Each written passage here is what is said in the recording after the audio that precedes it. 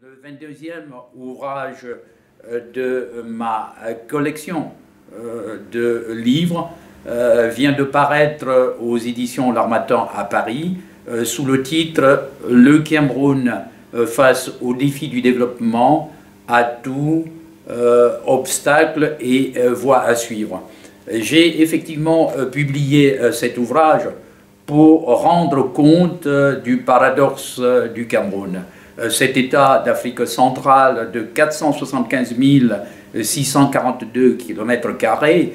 qui est doté de multiples atouts naturels et humains de développement,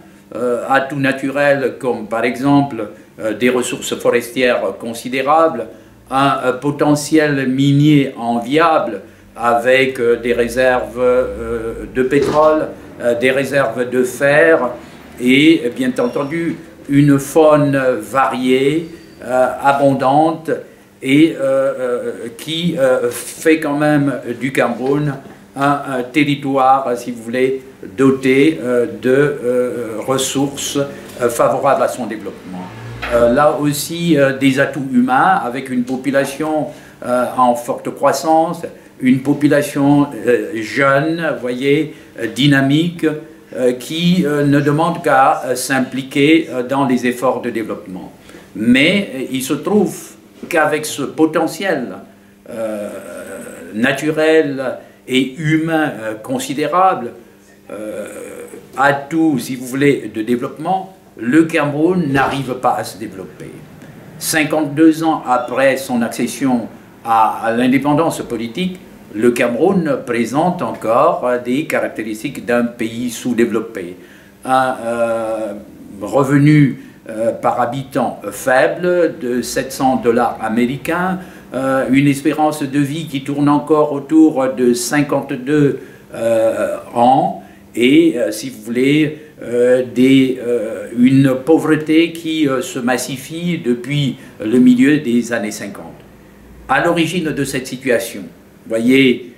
de pauvreté et de retard de développement du Cameroun, un certain nombre de causes. Et si certaines de ces causes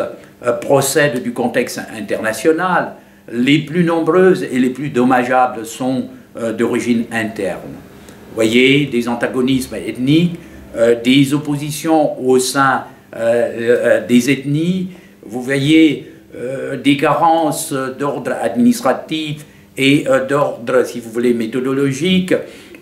Vous voyez le tribalisme qui est développé, la corruption qui est pratiquée à forte dose dans ce pays, et surtout la roublardise des intellectuels, certes brillants, mais qui préfèrent, si vous voulez, par leur silence, obtenir, si vous voulez,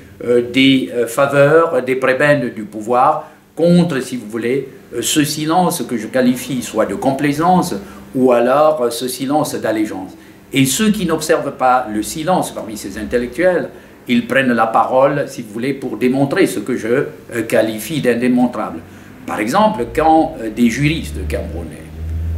démontrent que modifier une constitution, comme ça a été le cas il y a quelques années au Cameroun, pour permettre aux dirigeants en place, qui est là depuis un certain nombre d'années, depuis pratiquement 30 ans, de poursuivre, que cela est un modèle de démocratie, je dis non. Parce que si, comme je suis convaincu, et comme je le dis souvent, l'ignorance est un crime, savoir et ne pas le dire est un crime pire encore. Et c'est pour ça donc que j'ai fait cet ouvrage Vérité pour dire, voilà un pays qui est doté d'immenses atouts naturels, atouts naturels et humains qui, si vous voulez, exploiter et utiliser à bon escient, ferait du Cameroun un pays où il fait bon vivre, un pays, si vous voulez, dont les conditions de vie, les conditions de déplacement, les conditions de logement seraient meilleures pour ses habitants.